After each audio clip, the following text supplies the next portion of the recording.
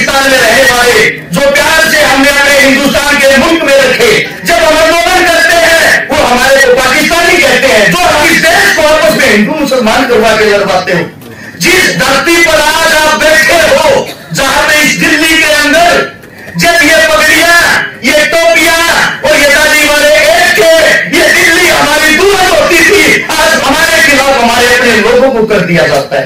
आज हम सब हिंदुस्तानी है, हिंदुस्तान के लिए लड़ो। ये हिंदुस्तान का राजा है। अगर अंग्रेजों ने इसकी पगड़ी को छुआ, सब कुछ काट के रख देंगे। आप सभी के चरणों में हरत शिकारा हरियाणा से हाथ जोड़कर राम राम करता है, नमस्कार करता है, अस्सलाम वालेकुम करता है।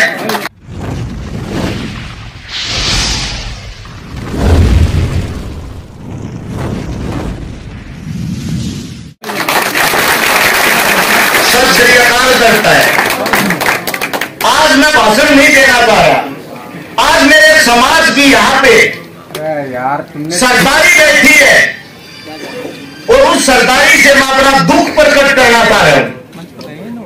मैं आज से 3 दिन पहले एक स्कूल के प्रोग्राम में गया मुख्य अतिथि के तौर पर। एक छोटे से 10 साल के बच्चे ने भीड़ से उठकर मेरे से बोला, अंकल जी आप वही अंकल हो ना जो मुसलमानों की मेल लेते हो। एक 10 साल के बच्चे ने, मुझे उस बात से बड़ा दुख हुआ। इस बच्चा जिस पीड़ा को झेल रहा है, उसके बाद बचता है जाट, जो 2016 के जाट आरक्षण के दौरान जातीय दंगों को करा के आप लोगों को भी बदनाम कर दिया गया। हमारे हरियाणा का सीएम कौन है? उसके नाम को जानते हो आप? खट्टर। कहां से आते हैं खट्टर? कहां के थे? पाकिस्तान में रहने वाले जो प्यार से हमने अपने हिंदुस्तान के मुल्क में रखे, पाकिस्तान से हिंदुस्तान में हमने बसाया। और आज जब हम आंदोलन करते हैं वो हमारे को पाकिस्तानी कहते हैं, जो हमारे सीएम खुद वहां के थे। इस देश का दुर्भाग्य है। एक बार में सब नरेंद्र मोदी साहब जो खुद एक तेली जाति से संबंध रखते हैं, तेली जाति किसके अधीन आती है, किसके अंदर आती है, और आप इस देश को आपस में हिंदू मुसलमान करवा के लड़वाते हो। जिस धरती पर आज आप बैठे हो, जहां पे इस दिल्ली के अंदर जब ये पगड़ियां, ये टोपियां और ये दाढ़ी वाले एक थे, ये दिल्ली हमारी दूर होती थी, आज बड़ा दुख है। दिल्ली को कौन चला रहे? तो दिल्ली के दरबारों में झाड़ू पोछा करते थे उनके लोग,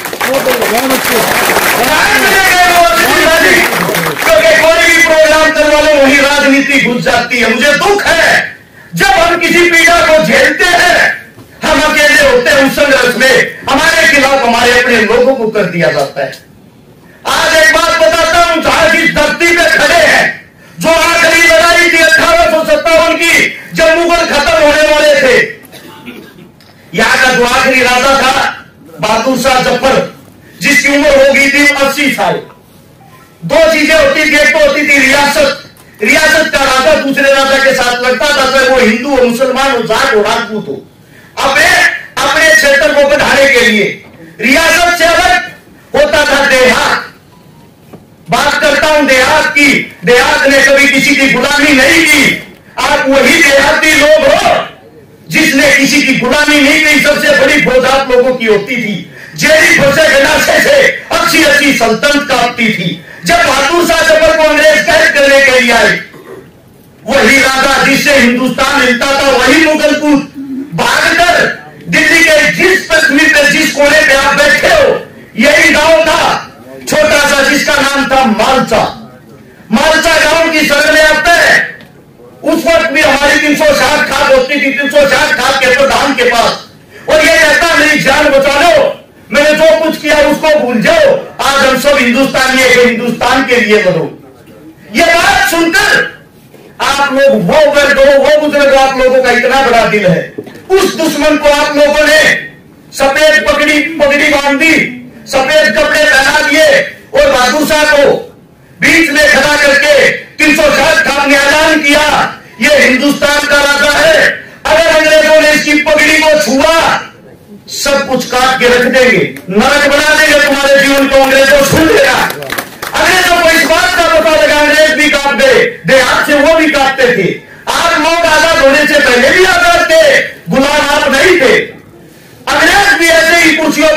थे जैसे आज बीजेपी और कांग्रेस बैठती है। कितने ही गुलाम थे जितने आज हो, पहले कम थे, आज ज्यादा हो रहे हो। आज इस वक्त ज्यादा हो रहे हो। जब बहादुर शाह जब बन गया, जाने के बाद अंग्रेजों को पता लगा, उनसे मिलके आया है, उसकी जान बकस दी आप लोगों के डर के कारण। मैं आप लोगों से इतना ही कहना चाहता हूं, जिस दिन आप लोग मजबूत हो गए, अपने बच्चों को पहचानिए, अपने बच्चों को मजबूत कर दिया। आप लोगों को हराने वाला कोई नहीं है। आप लोगों की मानसिकता गुलाम हो गई है, मानसिकता। एक प्रजापति ने, कुमार ने 5 गधे बांध रखे, 6ठे गधे को बांधा नहीं, उसके पास रस्सी नहीं थी, उसके ऊपर से ऐसे हाथ घुमाकर खूंटे की तरफ कर दिया। सुबह जब गधों को खोलता है, चारों गधे खोलते ही भाग लेते हैं। जिस गधे को बांधा नहीं वो वही बना रहा है, वो गया ही नहीं कहीं। प्रजापति डंडा उठाता है, 3 दिन पीटता है उसको, वो 3 दिन तक वहां से नहीं हिलता। चौथे दिन प्रजापति के दिमाग में बात याद आई कि आपने इसके ऊपर से वैसे हाथ फिराया था। जब उसके ऊपर से वैसे ही हाथ फिराया, गधे ने सोचा तेरी भी रस्सी खुल गई, गधा तुरंत तोड़ लिया। वही गुलामी की जंजीरें आपके पैरों में है। संसद राजों ने, जब अंग्रेजों ने पहली बार आपके राजा को हराया, हिंदू, मुसलमान, सिख सब खड़े खड़े, लाखों आदमियों की भीड़। जब वे विजयी जुलूस निकाल रहे थे, अंग्रेज आप लोगों को देख रहे थे। अंग्रेज आपके बीच से जुलूस निकालते हैं, वहां लाखों हिंदुस्तानी उस जुलूस को देखते हैं। और उस जुलूस को देखकर जो हमारा राजा हार रहा था, उसकी हार पर हम तालियां बजाते हैं हिंदुस्तानी। अफसोस अंग्रेज अपनी किताब में लिखता है हमारी संख्या 3000 थी, तालियां बजाने वालों की संख्या 3 लाख। एक आदमी एक पत्थर मारता, हिंदुस्तान कभी गुलाम नहीं होता। हमें दुख है इस बात का। आज भी आप लोगों के हाथ में सत्ता है, आज भी आप लोग ताकतवर हो।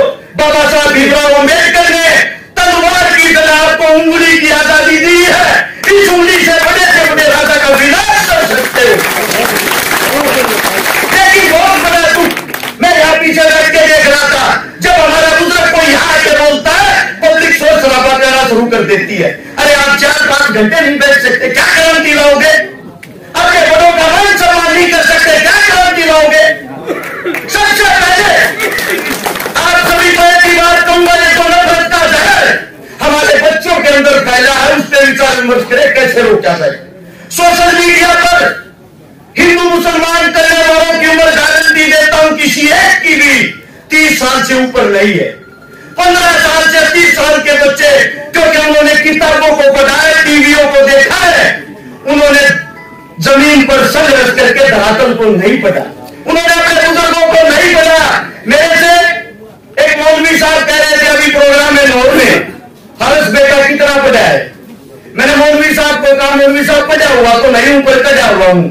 हर रोज अपने बुजुर्गों से नई नई बातें सीखता हूं, अपने बुजुर्गों से सुनता हूं और वही आप लोगों के बीच में बताता हूं। मैं इस पंचायत के अंदर हाथ जोड़ के अपने जो आखिरी शब्द वो यही कहता हूं, जो भी माइक पर बोले, बुजुर्गों का मान सम्मान रखे, इनके कद का मान सम्मान रखे। आप भी इनका मान सम्मान नहीं करोगे तो कौन करेगा? चाहे वो कितनी भी देर बोले, उसकी बात को समझने की कोशिश करें। दूसरी बात, कोई न कोई ऐसी बात ऐसा फैसला जरूर ले। चुनाव नजदीक है, दोबारा से यही बनेगा, आप लोगों को गुलाम बना दिया जाएगा। अब आते टाइम भी मेरे पास कॉल आई थी सरकार के किसी नुमाइंदे की, बेटा हर्ष से कारण नू मेवात में जो तुमने रोल लिया है ना, उसका तुम्हें बहुत जल्दी गिफ्ट मिलेगा। मैं बोला जी क्या गिफ्ट दोगे? बोले मेरा जल्दी तेरे पे बलात्कार का मुकदमा दर्ज होगा। मैंने कहा अपनी पत्नी से अलग हर औरत को बहन कह के बोलता हूं। मेरा फिर क्या हुआ? वो हमारा काम है, बलात्कारी तो लगा है सरकार, हमारी आदमी हमारे, हम अपने आप लगा देंगे। मैंने कहा मैं कल मरता आज मर जाऊं, मेरे शरीर के अंदर जब तक रक्त की आखिरी बूंद रहेगी, मैं भाईचारे की एकता की बात करता रहूंगा। जो मर्जी कर लो। आप सभी ने इतने प्यार से मेरी बातें सुनी, आप सभी ने इतना प्यार प्रेम दिया, इतनी कम उम्र में इतनी बड़ी स्टेज पर बोलने का मौका दिया। आप सभी को शीश झुका के मैं नमन करता हूं। नमस्कार और जय हिंद।